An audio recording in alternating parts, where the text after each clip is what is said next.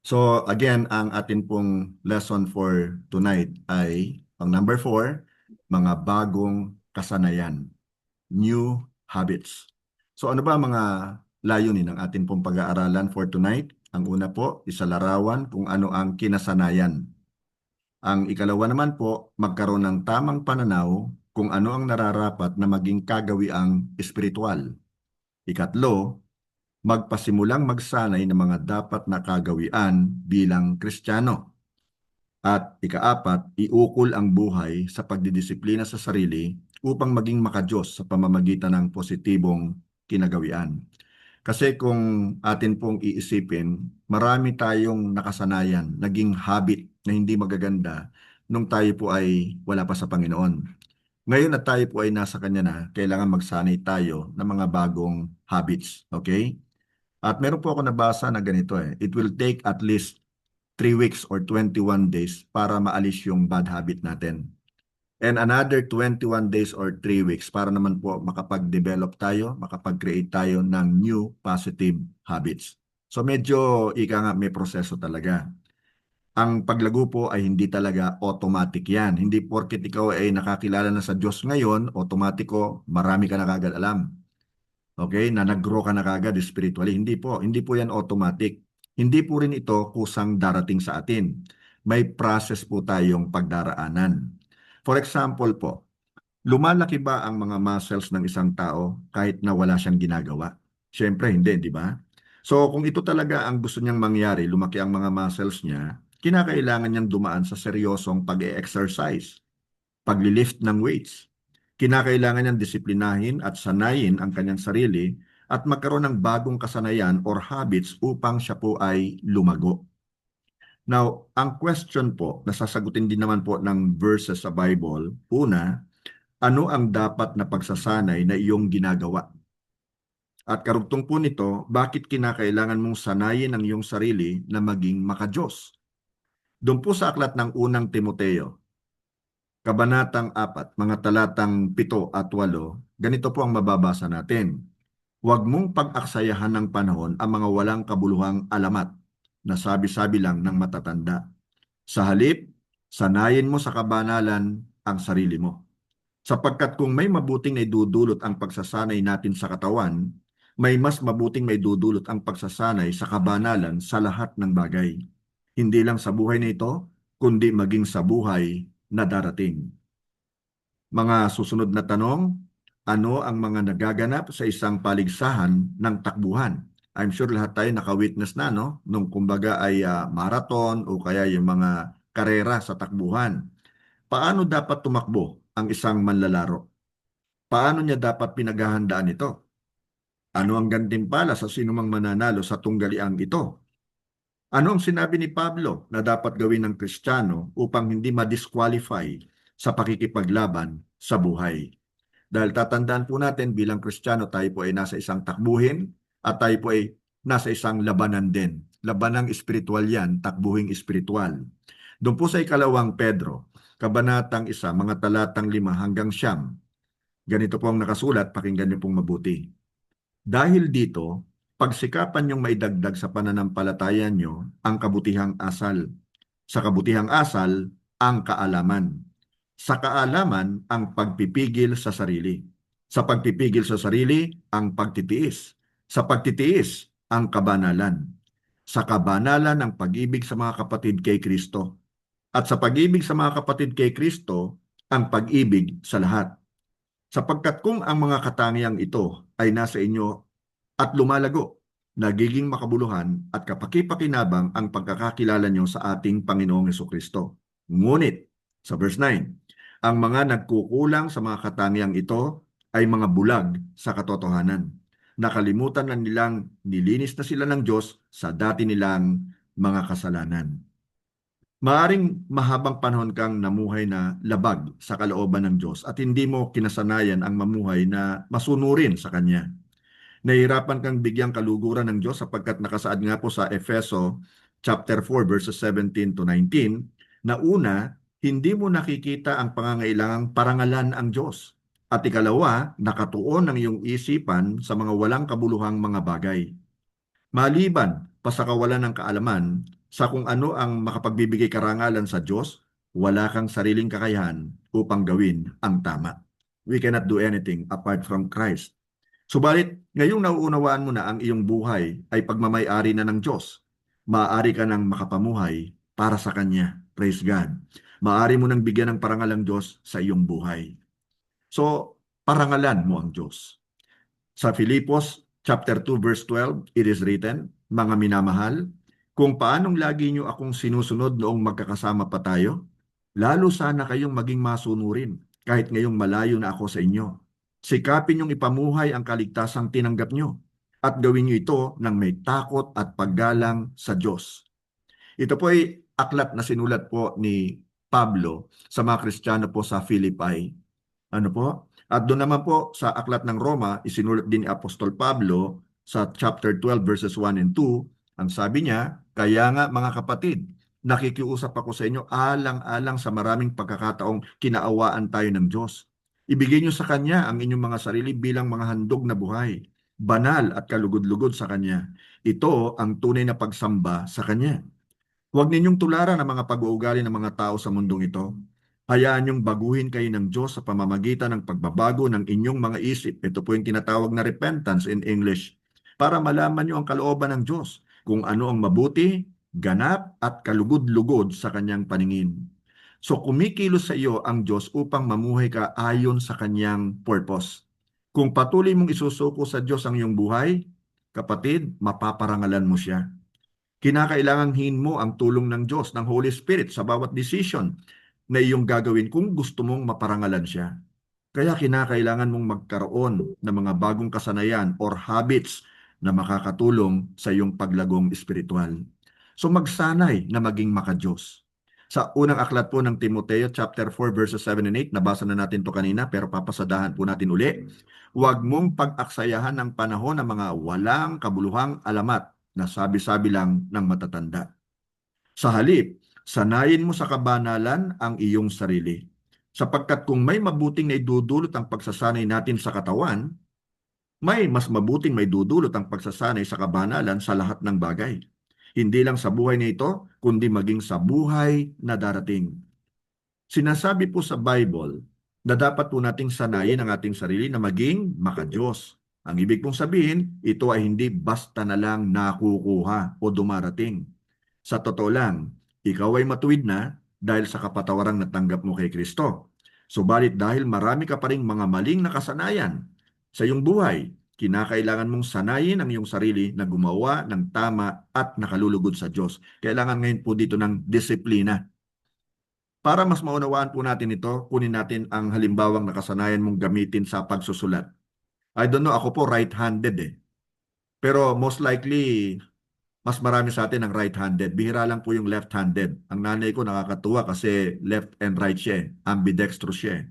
So halimbawa na lang kunin natin yung example na nakasanayan natin gamitin yung sa pagsusulat. For example, kanan. Hindi ba't mahirap magsulat gamit ang kaliwang kamay? Kung buong buhay mo ay ang kanang kamay mo ang iyong palagi ang ginagamit. Di ba? Tingnan mo, pwede mong, kumbaga, gawing experiment yan mamaya. Ito po ang ibig sabihin ng pagsasanay sa pagiging makadiyos. Kailangan mong sanayin ang sarili mo na mamuhay ng tama kahit na nakasanayan mo na mamuhay ng hindi nagpaparangal sa Diyos. Ang mga sumusunod po na example ay ilan lamang sa maling kinasanayan na dapat po nating itigil.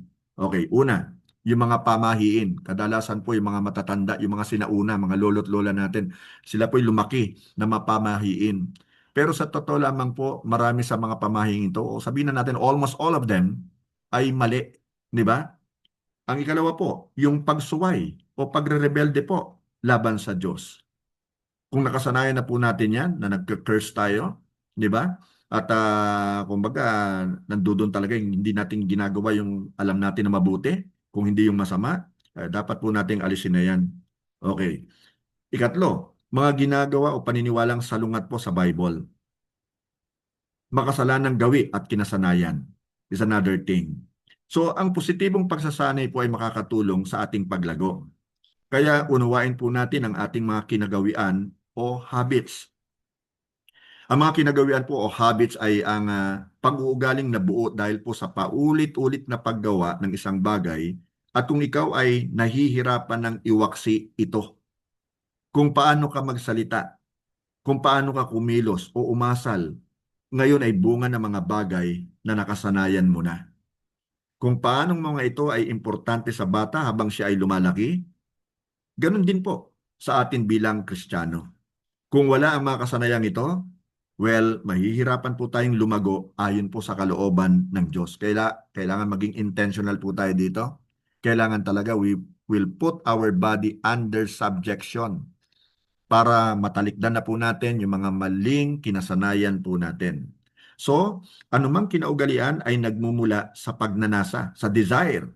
Okay? Now, sa Hebreo chapter 13 verse 18, it is written, ipanalangin nyo kami dahil sigurado kaming malinis ang mga konsensya namin sapagkat hinahangad naming mamuhay ng marangal sa lahat ng bagay. You see?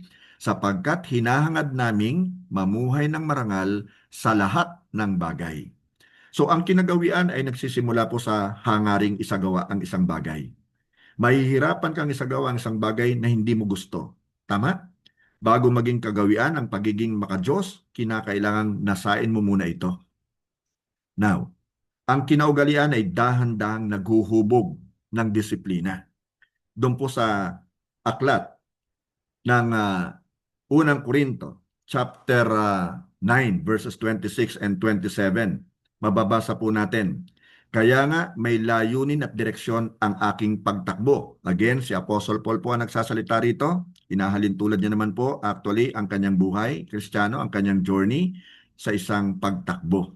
Kumbaga sa isang buksingero, hindi ako sumusuntok sa hangin, ang sabi niya. Dinidisiplina ko ang aking katawan at sinusupil ko ang masasamang pagnanasa nito. Dahil baka pagkatapos kong ipangaral ang magandang balita sa iba, ay ako pa ang hindi makatanggap ng gantimpala mula sa Diyos. So maingat po si Paul sa kanya pong pamumuhay. Talagang tinitingnan niya ang kanyang takbuhin. May direksyon siyang tinatahak. Hindi siya bara-bara, kumbaga. At ang kinaugalian ay nagbibigay po yan ng kagalakan, kapatid. Yung tamang kinaugalian o kinagawian doon po sa aklat ng awit 119 verse 47, mababasa po natin, sabi ng mga awit, nagagalak akong sundin ang inyong mga utos na aking minamahal. So itong magandang halimbawa ng isa talagang nagnanais mabago ang kanyang mga kinagawian o kinasanayan, ang kanyang mga habit at maging makadiyos siya. Di ba? Nagagalak siya nasundin yung mga utos ng Diyos Pero sa maraming tao ang hirap kayang sundin ang mga utos ng Diyos. Pero dito ang sabi niya na aking minamahal. Minamahal niya hindi lang ang Diyos, kung hindi pati yung utos ng Diyos. Habang ang mga ito po ay dahan-dahang nabubuo sa atin, ikinasisiya na nating isagawa ang mga ito. At sa punto pong ito, ang dating mahirap ay naisasagawa ng kasiyasiya. Ito po ang panahong masigit ng masaya ang gawin ang kinasanayan kesa sa gantimpalang dulot nito. So hindi na po tayo after sa reward. Of course, alam po natin na meron talagang reward ang Lord do sa mga sumusunod sa Kanya. Pero ang nangyayari sa atin, hindi na tayo after doon. Malaki na talaga yung pinagbago natin. Ang kinaugalian po sa pagiging makadiyos sa makatuwid ay ang pamamaraan ng Diyos upang tayo po ay lumago at maging makadiyos. Ito po ay isa pa ring higit pang maranasan. Ito ay isa ring paraan upang higit pa po nating maranasan ang biyaya po ng Diyos. Ito rin po ay magsisilbing spiritual discipline sa atin pong upang tayo po ay lalong maging malakas, maging malusog at maligaya po kay Kristo. Hindi po madali ang magkaroon ng bagong kinagawian. Kagaya nga po ng sinabi ko sa inyo kanina, it will take time. Sometimes more than 3 weeks para mabago yung atin pong kinagawian. Maalis yung mga luma. Lalo pa nga po kapag talagang well-entrenched na yung atin pong kinasanayan nung tayo ay hindi pa Kristiyano. Talagang nakatandaan na natin, hindi lang nakalakihan. Mabuti itong mga bata ang kausap po natin ngayon. Kasi may clip pa lamang po yung kanilang buhay dito sa lupa. Kakaunti pa lang talaga yung masama nilang kagawian. Pero tayong matatanda na, definitely, kung ngayon lang po tayo talaga magbabago ng kinagawian, talagang marami tayong babaguhin sa atin pong buhay. It will require actually discipline on our part. Now, again, hindi po Madali ang magkaroon ng bagong kinagawian, subalit ito lamang po ang natatanging paraan upang maging kalarawan po tayo o katulad po tayo ni Jesus. Sinabi nga po ni Jesus sa aklat po ng Lucas 9:23, ang sino mang gustong sumunod sa akin ay hindi dapat inuuna sarili. So yan, malaking pagbabago yan. Kasi nung wala pa tayo kay Jesus, I don't know kung na-realize nyo ito o hindi, na talagang tayo lagi nakafocus sa sarili. Di ba? Lalo na sa mundong ginagalawan natin ngayon, dapat lagi kang nakafocus sa sarili mo, hindi sa iba. Pero ang sabi ni Jesus, taliwas Di ba? Ang lahat o ang sino mang gustong sumunod sa akin ay hindi dapat inuunang sarili. At dapat ay handa siyang humarap kahit sa kamatayan, alang-alang sa pagsunod niya sa akin, araw-araw. Hindi lang po tuwing araw ng linggo, kundi araw-araw, 7 days a week. So ito po yung mga dapat na maging kaugalian po natin. Ang una po ay kaugaliang paglakad. Pamumuhay sa banal na spirito. Walking in the Spirit. Ito po yung walking habit. Holy Spirit living. Hindi na by the flesh. Now, ang bagong mananampalataya po ay dapat na mapuspos at mabigyang kapangyarihan ng Holy Spirit upang siya po ay maging patotoo at makapamuhay ng matuwid. Siya ang kapangyarihang tinataglay po natin. Always remember yung Holy Spirit nasa sa atin yan. Now, ikalawa po, kaugaliang pagsamba. Pagtitipon-tipon ng mga mananampalataya. In our case po, nandito po tayo sa online. At yan naman po ay approve yan sa ating Panginoon. Pero much better sana nga po kung tayo po ay face-to-face na nagkikita-kita. Pero given our situation, I do believe approve po ito sa Panginoon. So ito po yung ating worshiping habit. Assembling together. Kailangan ng mga mananampalataya ang isa't isa. Kailangan po natin ang isa't isa upang tayo po ay makapagpatuloy sa kabila po ng mga hamon sa buhay. Sa sama-samang pagtitipon at pananambahan po ng mga Christians, lumalakas ang kanilang pananampalataya at nagbibigay kalakasan din sila sa isa't isa. Ang ikatlo po, kaugaliang pag-aaral ng salita ng Diyos. Napakahalaga po nito. Pagkain mula sa salita ng Diyos. Ito po yung word habit or Bible feeding. Kung paano pong actually pinakakain natin na ang ating katawang lupang ito, dapat pakainin din po natin ang ating spirit. Ang salita po ng Diyos ay tulad po sa isang tinapay na nakapagbibigay ng kalusugan sa atin pong spirit. Ang pagsasanay po sa Word of God ay makakatulong upang ang believer, ang mananampalataya, ay lumakas sa kanyang pagtitiwala sa Diyos at makapamuhay ayon sa mga tagubilin niya. Ang ikaapat po, kaugaliang pagtangis, pananalangin para sa ibang tao, hindi na lamang para sa sarili, para sa ibang tao na. And sa totoo lamang po, I'm so happy to tell you na every day, every 6 p.m., tayo po ay merong 6 p.m. prayer habit. Pwede po kayong sumali ron. Hindi naman po kailangan kayo po ay manalangin doon. Meron po talagang nagbo-volunteer na 5 katao para mag-pray.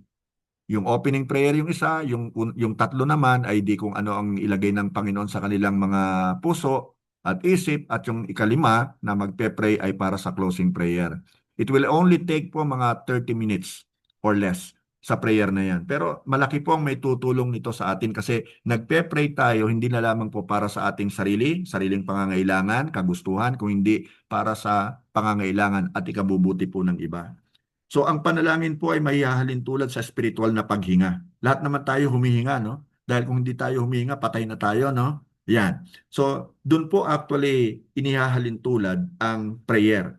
Kaya't ang lumapit po sa Diyos sa kapakanan ng ibang tao ay isa sa pamamaraan upang tayo po ay makapag-minister sa kanila.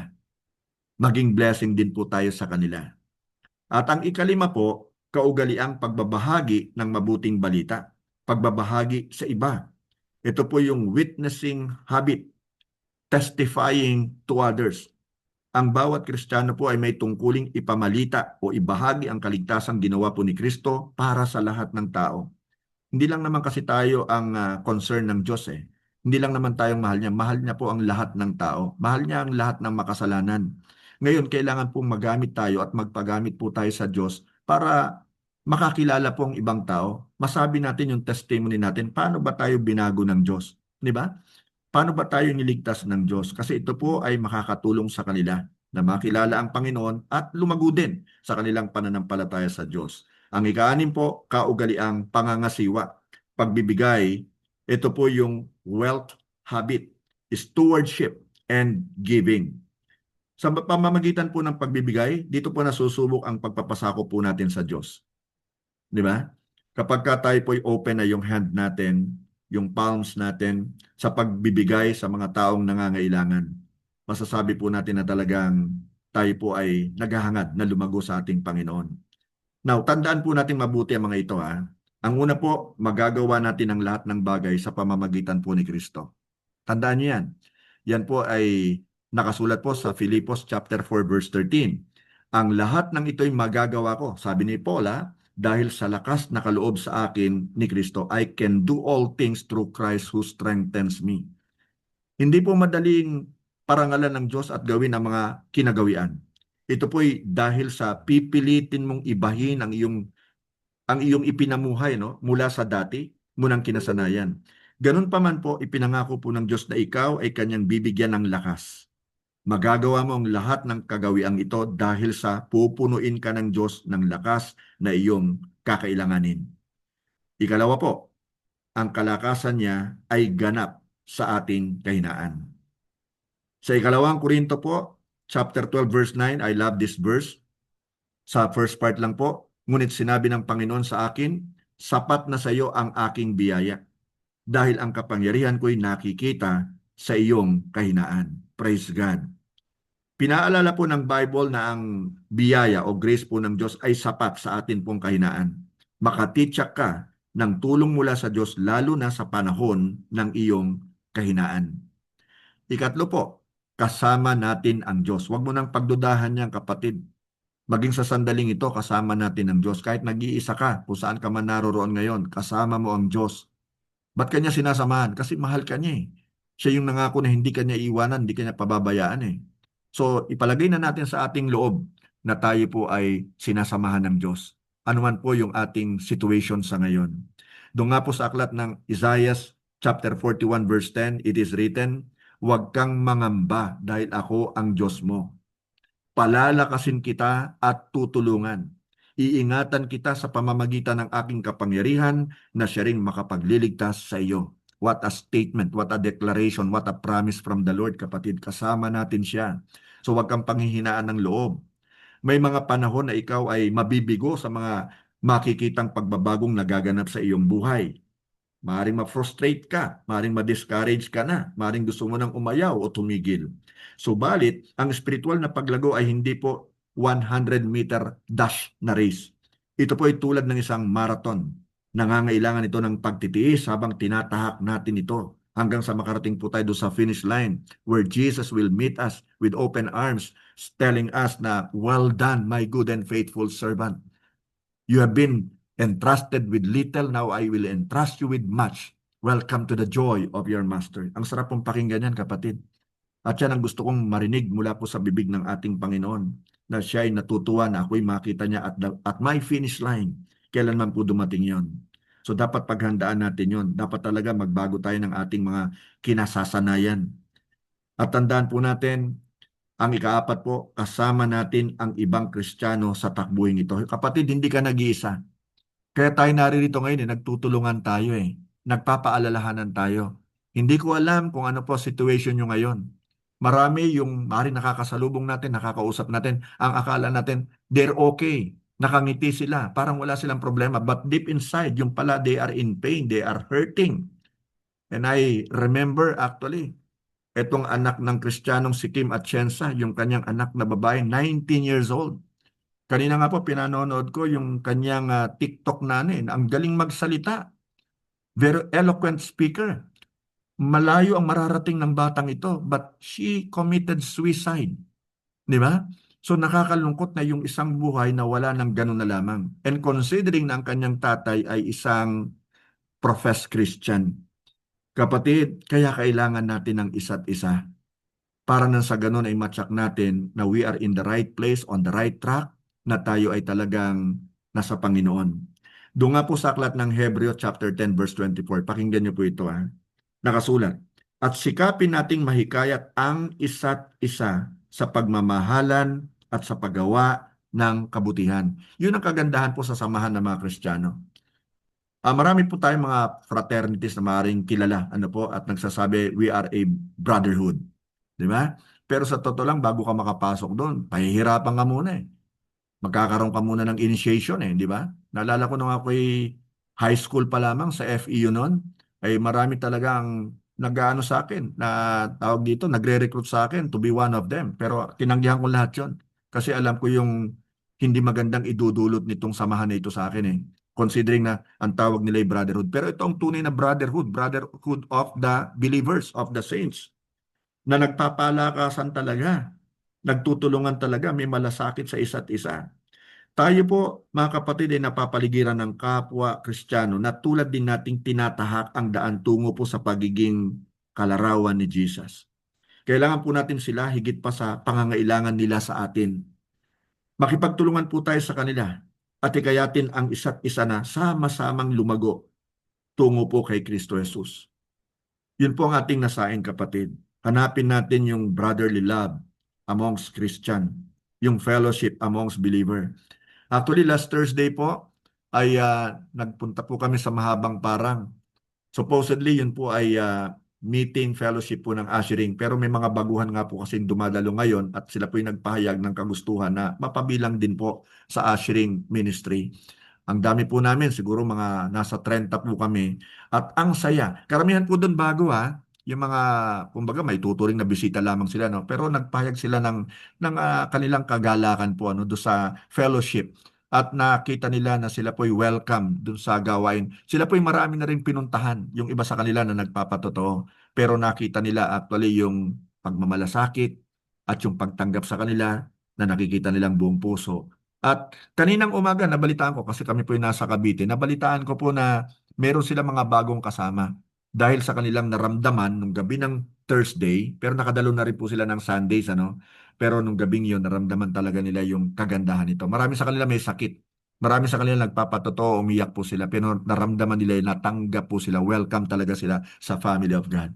Praise God, ano po? Glory to His name. So makipagtulungan po tayo sa isa't isa. At ngayon po, meron po akong pasasagutan sa inyo Makinig kayo mabuti Sa marka pong 1 as the lowest, 5 ang highest. Paano mo susukatin ang iyong sarili ayon sa mga kinagawiang nakikita na sa iyong buhay? Listen carefully. Maaari mo rin sabihin ang dahilan kung bakit ganito ang resulta ng iyong sagot. Sa self mo na lang, okay? So ang una po ay ito, kapatid. Paano mo i-rate ang sarili mo from 1 to 5 5 being the highest Una, kasanayang paglakad. Paglakad in the Holy Spirit. Faith. 1 ka ba sa ngayon? Or baka naman 2, no? O kaya sabihin mo na nasa 3 ako dyan. Praise God kung ikaw ay number 5 na. Okay? Napakataas na po niyan. Yan ang pinakamataas eh. So i-rate natin yung sarili natin and just be honest with yourself. Ikalawa po, kasanayang pagsamba. Tayo ba'y nananambahan? Kapatid, kasama ang saints? Of course, alam ko po, ngayon tayo po ay magkakasama, ano po? And I really hope and pray na darating po talaga yung araw. And I would like to take yung word ni Brother Sherwin, actually, na hindi siya joke nang sabihin niya na baka maghanap ng tirahan kayo dito upang tayo po magkasama-sama. Well, yan po yung desire din ng heart ko. Ano po, kung kalooban ng Lord yan, mangyayari yan. Okay? Kung dinidesire natin yan, mangyayari yan. So, sanayin natin yung ating sarili sa pagsamba.